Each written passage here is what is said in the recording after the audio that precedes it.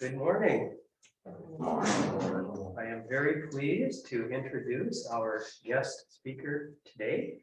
This is Nanshin White. She came down from Moorhead, Minnesota to do this talk. She received lay entrustment from her teacher, Diane Minaj, in 2016. And her teacher, Diane, was the founder of Mount Equity Zendo in Pennsdale, Pennsylvania. And that's in the same tradition as ours, the Soto Zen tradition.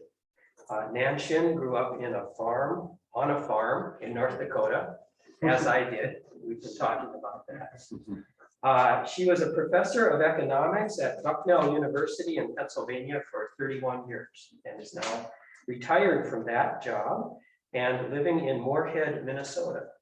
And she and her husband, Tom Tomei Knapp, who is here, over here, have founded the Open Land Sangha in Moorhead. And I am so happy to have Nanshin today here as a guest speaker. Thank you so much for coming. Thank you for the invitation. Very, very delighted to be here. Here we are in this beautiful center. It's so light and bright. And then we have 21st century technology right here in front of us. Hi, Zoom people. Are they the next one? Okay.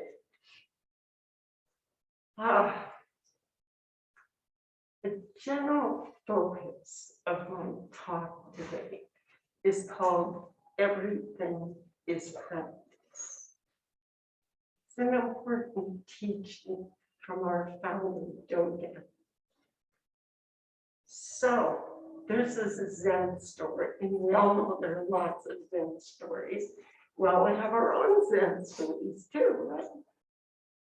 So let's go through one of the variations on the story of how Dogen came to the conclusion that everything is practice. One day, Dogen happened to meet an old Tenzo, a head cook. He had come to the port where Dogen's ship had docked in China. The head cook had come to purchase mushrooms for soup.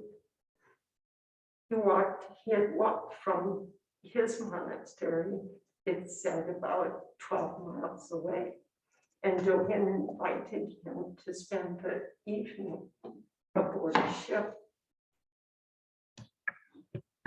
The old Tenzo told him, I must return to the monastery. He had obligations he had to fulfill as kitchen master. Dogen then asked him, why did you accept such a difficult task? Why not concentrate on Zazen and sutra study? Which by Dogen's reasoning at the time would have been far more beneficial and much less difficult.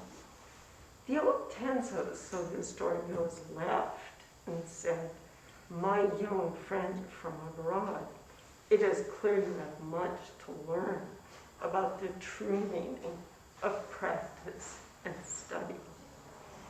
It is said that this event was transformative for Dogen, and that for Dogen's entire life, he taught and he lived that everyday activity was practice. So the flavor of this talk today comes from a book I've been recently rereading. It's called Realizing Genjo Koan. It is from Shohaku Moro Roshi.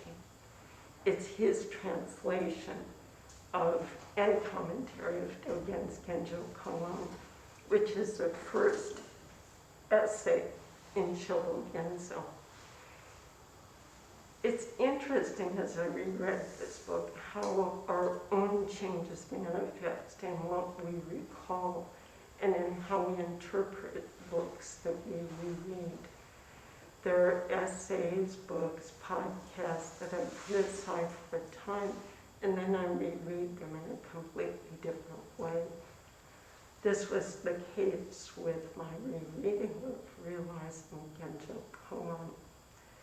I think that one of the reasons the meaning of parts of this book have become more vividly alive to me is that a fair number of people in our circle of friends, and I myself, have felt a pull to disengage with my local community and with world events and focus more exclusively on myself, my family, and friends.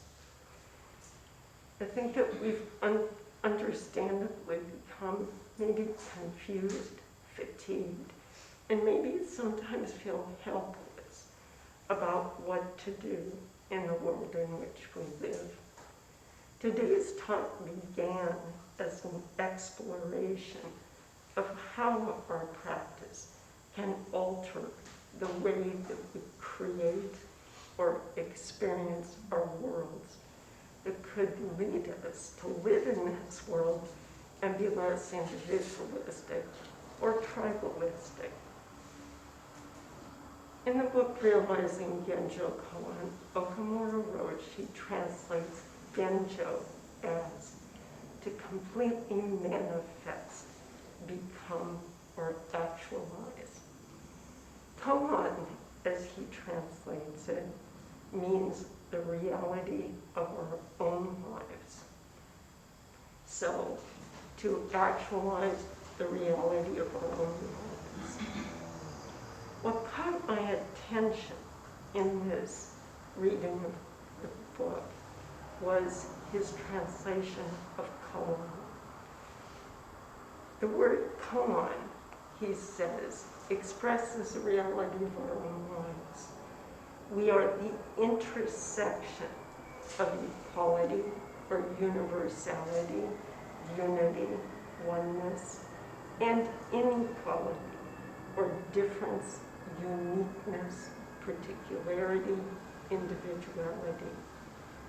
So reality in this context, or emptiness, includes both unity and difference. He uses the example of a hand to describe reality as it is understood here. A hand is a collection of 5 fingers. Each finger has an independent shape and function.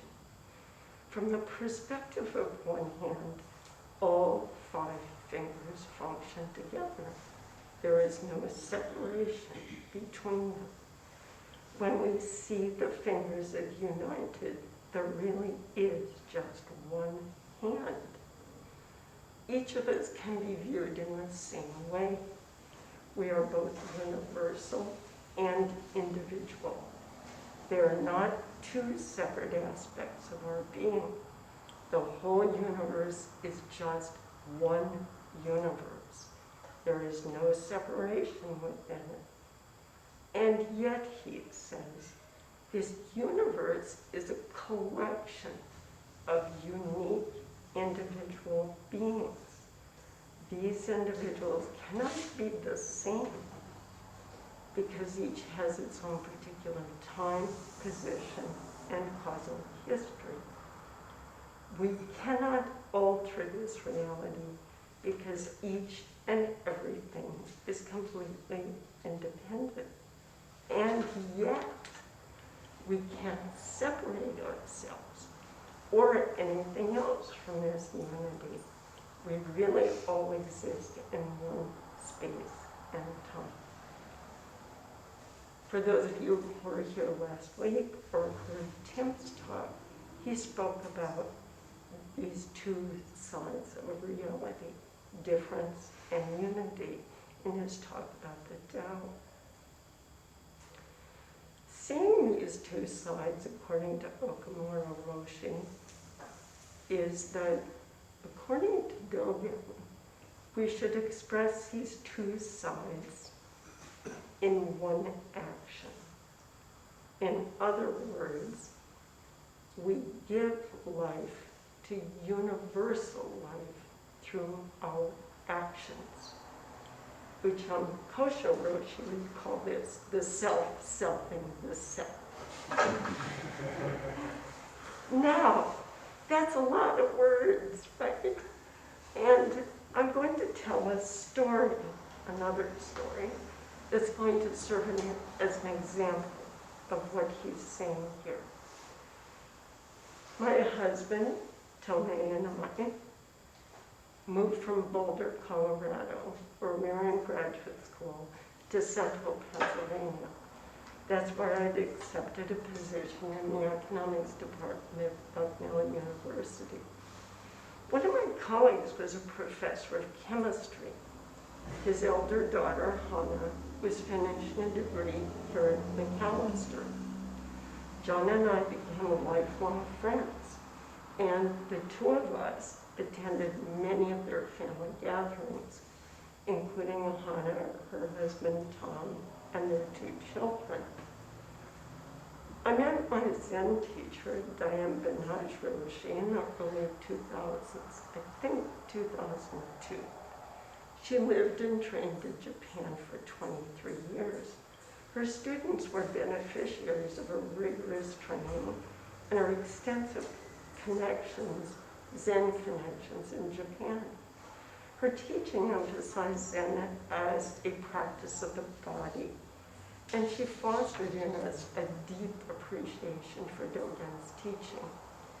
Several of our guest teachers at Mount Equity were disciples of Ucham Kosho Roshi, one of whom was Shoha Rokumura, who for a time was interim head teacher here at the Zen Center. As Ted mentioned, I was entrusted in 2016 and moved back to Moorhead, Fargo to be nearer to family, and we founded Open Land Sangha. About 2 years ago, Hannah died after a long illness.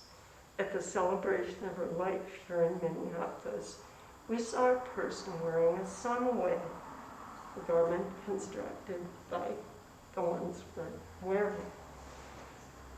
He had a shaved head, and his comportment appeared to me to be influenced by Zen practice. I saw this person engaging with suffering people and doing so with equanimity. Tomei and I were both practicing with our own grief and being present with the grieving families, and we didn't seek out this person to talk with him. This spring, we participated in a practice period. Excuse me. It was hosted by Chapel Hill Zen Center in North Carolina. We recited the song of the grass hut. It had been quite some time since I'd heard it, and at the culmination of a long practice period, it penetrated deeply.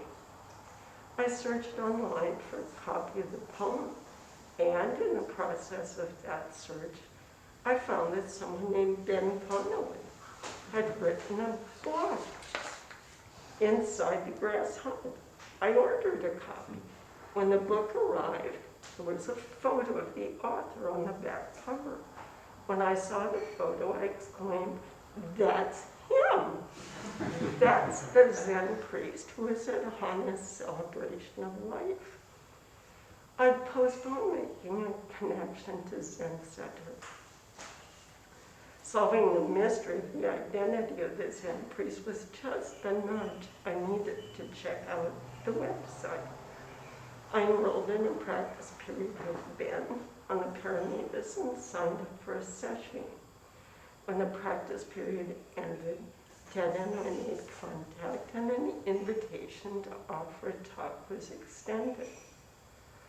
About 2 months ago, a group of us were sorting and downsizing Mount Equity's library in Pennsylvania when we came across copies of the Zen Center publication from the 1980s.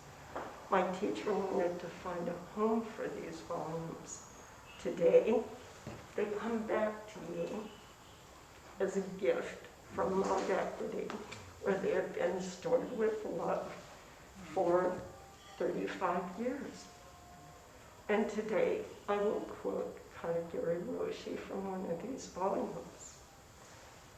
Let's just ponder for a moment one small variation in any of these millions and billions of circumstances, a few of which I've mentioned so far. Any change in any of those, as I know it, this moment would not, excuse me, sinking, slipping. And this moment, as I know it, would not have occurred. I wouldn't know this moment as it is. And that's true for every moment of all of our lives. Every present moment is all of space and time, and every moment is change. Every circumstance that I've described here is unique, is particular, is individual, and yet it isn't. While the individual Nanshin sits in front of you and lives her Nanshin-ness, she is also enacting the universal. Look at all the factors in this story and add millions and billions more. She came here in a car she didn't build. She eats food that was made possible by thousands to sustain her life. She was taught by Diane Roshi. Her practice was supported by her husband, her cats, her sangha in Pennsylvania, hi, and her sangha in Moorhead. Hi, Chris. Hi, everybody else. She is offering a talk that comes from centuries of study and practice and translation and sacrifice and support in this location that has been maintained and grown through decades of hard and loving work using technology that was developed by thousands more. She's been influenced by millions of experiences, people, books, including all of you sitting here today. So what we call a talk by guest teacher Nanshin White is an endless stream of activity that has really changed and relationship that we call the interdependent or universal self. So this whole story is an example of interdependent origination in which this individual Nanshin is expressing a universe from which she cannot be separate.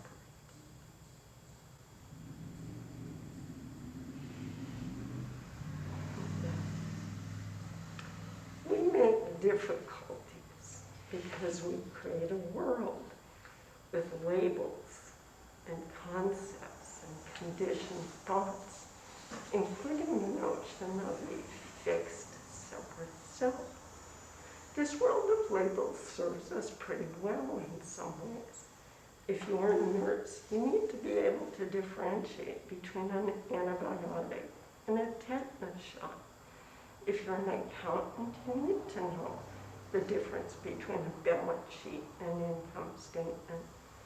However, in this personal story, I saw Ben as a Zen priest at a 100th celebration of life because of my individual experience with Zen priests.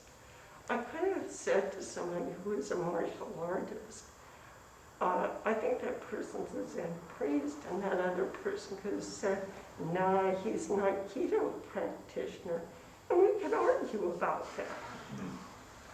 Once we form an idea, there's bound to have someone who has an idea that's different from ours.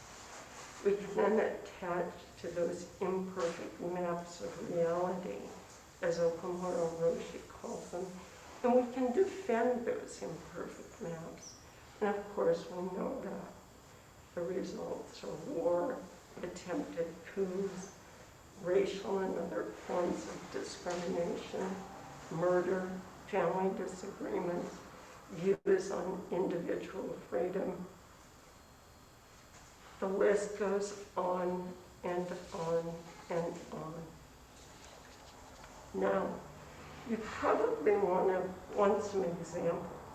How do we practice Genjo Koan in our lives? How do we live out this present universal reality by practicing individual, everyday activity? To begin, I'm going to give you a warning. And the warning, as far as I would consider it for purposes of this talk, comes from a passage in Zen Mind Beginner's Mind, where Suzuki Roshi is actually paraphrasing a very well-known passage from Genjo Koan. Here's what Suzuki Roshi says. The purpose of studying Buddhism is not to study Buddhism, but to study ourselves. It is impossible to study ourselves without some teaching, but the purpose of studying ourselves is to forget ourselves. When we do that, we actually are the true activity of the universe.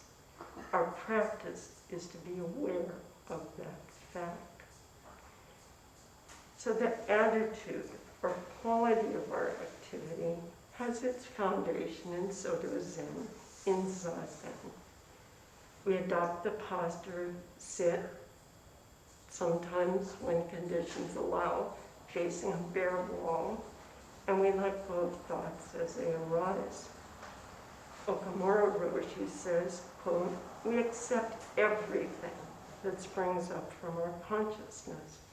We neither negate nor affirm our thoughts. We just sit upright, breathing naturally. We keep waking up and letting go of our thought. As such, sitting is not my action anymore. All beings are sitting, using our body and mind. That's all. And in doing so, we put our entire being on interdependent origination, impermanence, and egolessness. Isho Fujita writes in a lovely piece, by the way, it's online, called Zazen is Not Meditation. He writes, when we sit, Zazen is our activity, and we fully surrender to that activity. There is only activity, and that activity without the ego self is called Buddha's activity, end quote. That is the essence of the practice. Whatever activity is your everyday activity in the present, just be present, wholeheartedly attending to whatever that activity is. I'm going to turn to an example of a practice that is Zazen off the cushion. And this has to do with eating and preparing food as a way to Genjo Koan our lives. It's an activity, this idea of Genjo Koan our life is an activity that Taigen Leighton calls allowing myself to express the world and the world to express me. Beautiful. At Mount Equity, we were taught a formal ritual for eating, and I'm pretty certain you would do that during session here at the Zen Center. It's called Gyohatsu. Some call it oryoki, which refers to the bowls that are typically used. A practice with food can be a deep practice, and it's fairly pragmatic, right? We don't add another activity to our already busy lives. It's something that we do on a daily basis. What can happen from gyatso is that we experience eating in a very different way when it is the activity of the universe through your own individual actions. It shifts the focus. It's not into calorie counting or what we eat, but how we eat food as a spiritual practice. Chosen Bays of Great Bell Monastery in Oregon wrote a book called Mindful Eating, and I used it in a first year seminar that I taught for a number of years. Here's her quote. When something opens the channel between our heart and the holy mystery that is present in each moment of our life, we are fed from the source of deepest truth. If this happens while we are eating, then physical food becomes spiritual food. For meals during session, we prepare to eat by reciting meal gathas, which interrupt periods of silent eating. There are ritual ways of eating, receiving, and serving the food that are the lived activity of the meal gathas. So, here are some examples. We reflect on the efforts that brought us this food and consider how it comes to us. We reflect on our virtue and practice and whether we are worthy of this offering. We regard this food as good medicine to sustain our lives, to free the mind from excesses such as greed. We connect our body-mind to the food by being aware of our hunger and choose our portions accordingly. We don't waste food, even if we've made an error in portions or it's something we don't like. I learned that I really don't dislike beets and lima beans. As a mature adult, I avoided them just because my mother forced me to eat them. Yohatsu is a leave no trace practice. To waste food is to diminish the efforts of those who sustain my life, to disregard the gifts from the earth, the sky, the sun, the rain. To regard food as a gift is to reflect on our practice and to take us into gratitude. We clean the bowls and the utensils with water. We drink some of it and then offer the rest of it to the plants to sustain their lives. Kaiguri Roshi, in one of these volumes, refers to food as oneness. Your activities, your joined palms, your state of mind, your breathing, the servers, the kettle, the water, all functions are concentrated on food. We become food. The point of this ritualized way of eating is not to perfect ourselves during session and then go home. Eventually, for me, there was no difference between session and non-session. At home, I would make menu plans and purchase those foods. What we eat is determined by our practice, our taste to some degree, changes in our bodies over time, seasonal variations in the availability of food, and we try to pay attention to our bodies and serve quantities that are consistent with those bodies' needs. Do we waste food? yes, but infrequently. But that's practice too, to examine the circumstances that led to some food waste and to transform our lives in a way that minimizes that waste. My training as Tanzania head cook at Mount Equity also meant that I frequently checked the contents of the refrigerator and the pantry. Sometimes the food itself determines whether a vegetable or a fruit or tofu or tempeh is consumed rather than meat. One of the aspects of letting the universe or the pantry determine what we eat is it creates some vitality and some spontaneity in our lives. We've made many unplanned meal combinations. We call them clean the refrigerator out meals that are much more inventive and sometimes tastier than those that require a whole lot of deliberation and preparation. There is a lesson there for allowing creativity within that structure. I'd say a lot of our practice has been like that. So the activity of merging individual and universal, for me it creates an attitude by which I approach life. I am more aware that to eat is to create suffering.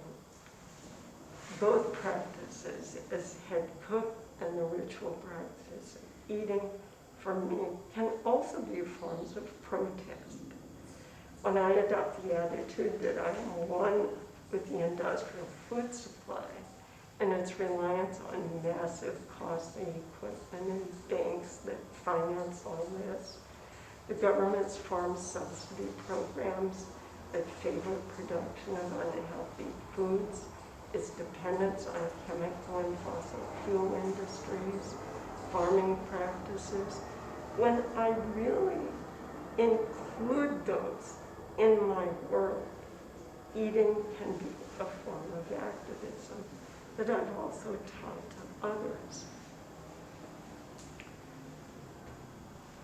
When I was a professor, I was supported in creating that first year seminar to which I referred a few minutes ago. The students were interested in food at that time. It's kind of the beginning of all the food networks and all the emphasis on becoming foodies and food status and all that.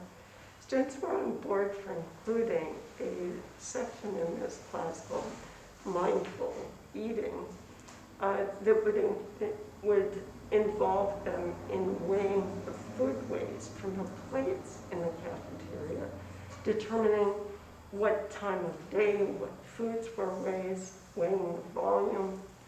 And at that time, all of the wasted food on campus went into a landfill where it was producing methane, which is a greenhouse gas.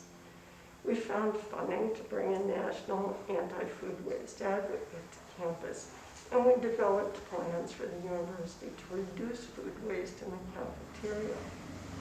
A group of us created a sustainability committee where we frequently met with college administrators, trying to coax them into adopting our plans. The time was not right for our ideas to be accepted. That too is practice. How to be present in a conflict when you feel very passionately about something, and how to let go of gaining mind. Everything is practice, especially what we label our failures or our mistakes. I will close with a quote from Dogen, from Genjo Kohan. If there are fish that would swim or birds that would fly, only after investigating the entire ocean or the sky, they would find neither path nor place. Please don't mistake these words for practice, and please find your way of expressing the universe and letting the universe express you. Thank you very much.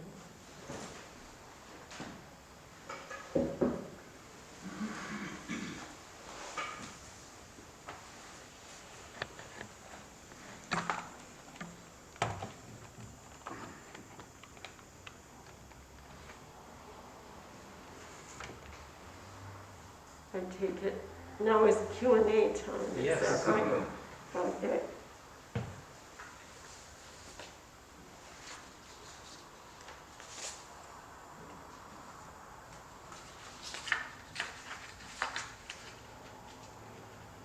I see some familiar faces on Zoom. Yes.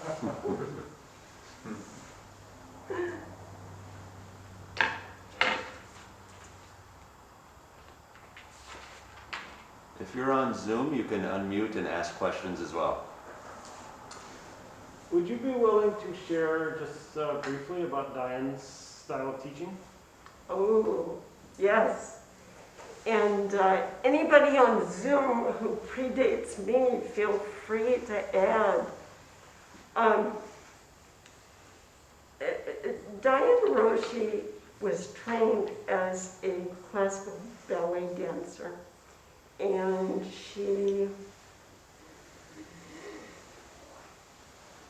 her style of teaching was very much a teaching of the body. And she taught in a very rigorous style that came with her, I am sure, from Japan. And it was a very daunting way of learning things through the body because I don't have a classical ballet background, and I happen to be really clumsy. So the way that she would hold the bells or the bowls during meals was an expression of, it wasn't just, I can do anything I want. It was a living of those forms of it.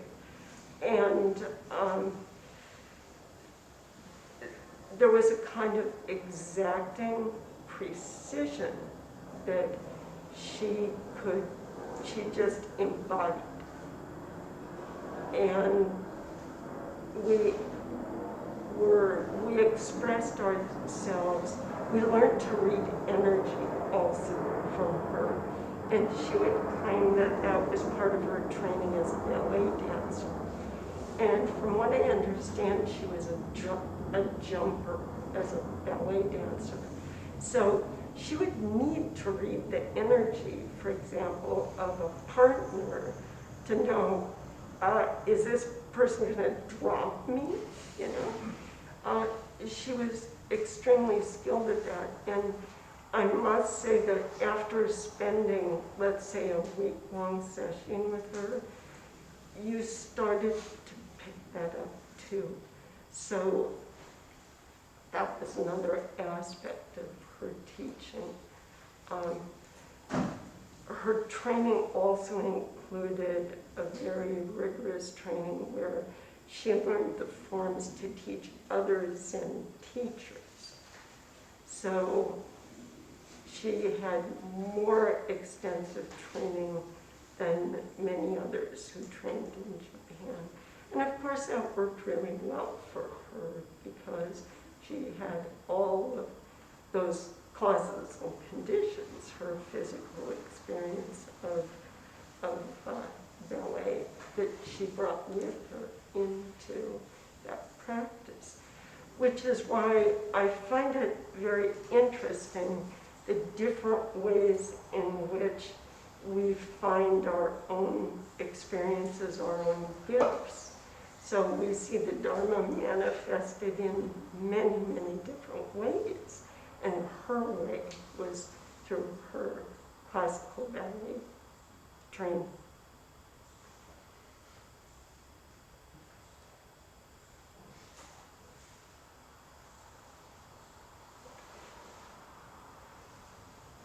Yes, Jen? So how do we learn from somebody that is trained and expressing the Dharma in that way without setting up those expectations for our own selves when our bodies are not trained that way. Yeah, yeah. I read a beautiful piece, and it resonated with me about the tendency to maybe want to imitate a teacher. And you know, to some extent, that can be useful, I think, in the beginning of practice, because we don't have our own sense of how we can implement it, how we can use our own gifts, our own talents. And in the beginning, I think that makes complete sense. I think it was part of the struggle when you're a clumsy person and you have a very well-trained classical ballet dancer as your teacher. So at times, you know, it was very frustrating to fall into that imitation. But there were times that it did work. And so I think that the physicality, for example, one of the reasons the eating in this ritual way of Yohatsu, one of the advantages, at least for me personally, was that I would make that concentrated effort of imitating the teacher was the focus. It created more of a concentration on being present with that activity. And that's great. It worked. But as far as, you know, things like sitting full lotus, if I had a teacher who sat full lotus, I can't imitate that person because it's not physically possible. But I think it takes a while. I think imitation is what we do. In some sense, it seems to me to be a bodily representation of chanting sutras. At first, we're just chanting along, and it's like, what does this mean? And then it starts to make sense, and you start to understand it more deeply. Does that help? Yeah, thank you. Thank you. I think we have just a couple of minutes.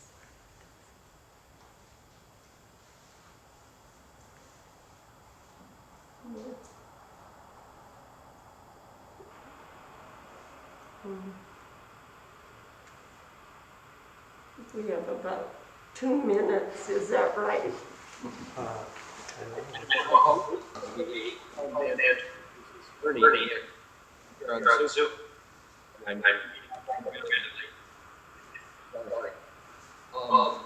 I think economics is quite a rare combination. I've studied economics a lot, and I noticed a lot of, especially practitioners economics, get sort of very caught by their categorizations of the world.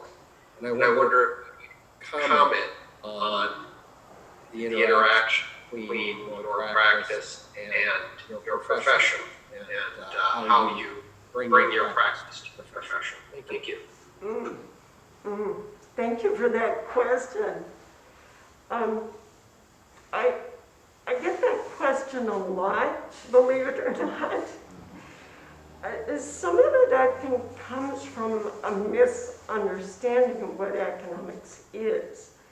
I don't study finance. I have no interest in studying finance. And my fields in economics were public sector economics and urban economics.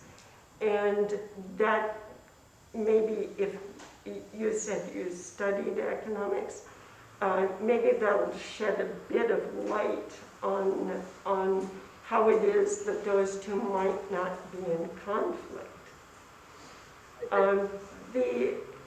One of the things that also is extremely important in the study of economics, at least the way I taught it and understood it, and one of the things that I can say we have in common is that we understand that, let's say this water bottle. This water bottle is the combination of thousands and thousands and thousands of transactions. And it's a miracle to some degree that it's right here when I need it, and it's filled with water. So that's a way of exploring economics, is to look at questions like, how is it that this water bottle was produced? And how is it that it showed up where I needed it when I needed it? So there are ways in which I found that the teaching of the two were not in conflict with one another. And of course, one of the misinterpretations is that economists see the motivation for behavior as greed. And that's not true. The motivation for behavior is self-interest. And it is a kind of enlightened self-interest. It's not what we see in the world we live in today. So, does that shed some light? It does. Thank you. Thank you. Maybe so.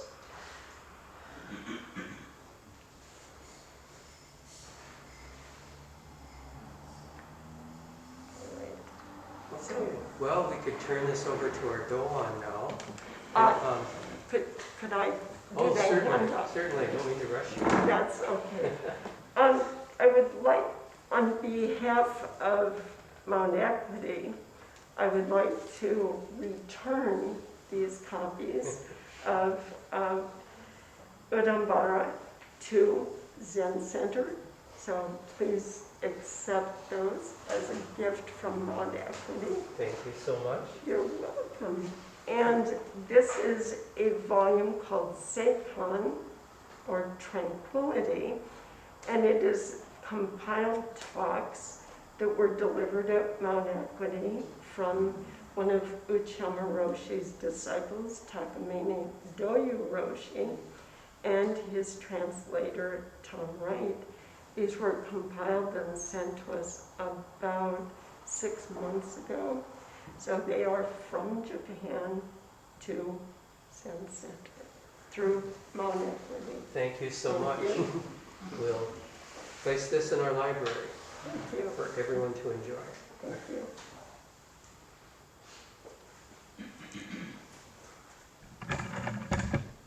Okay, so now I think we can turn it over to Raymond. And Raymond, I have a couple of announcements too, if you'd like to call on me at some point.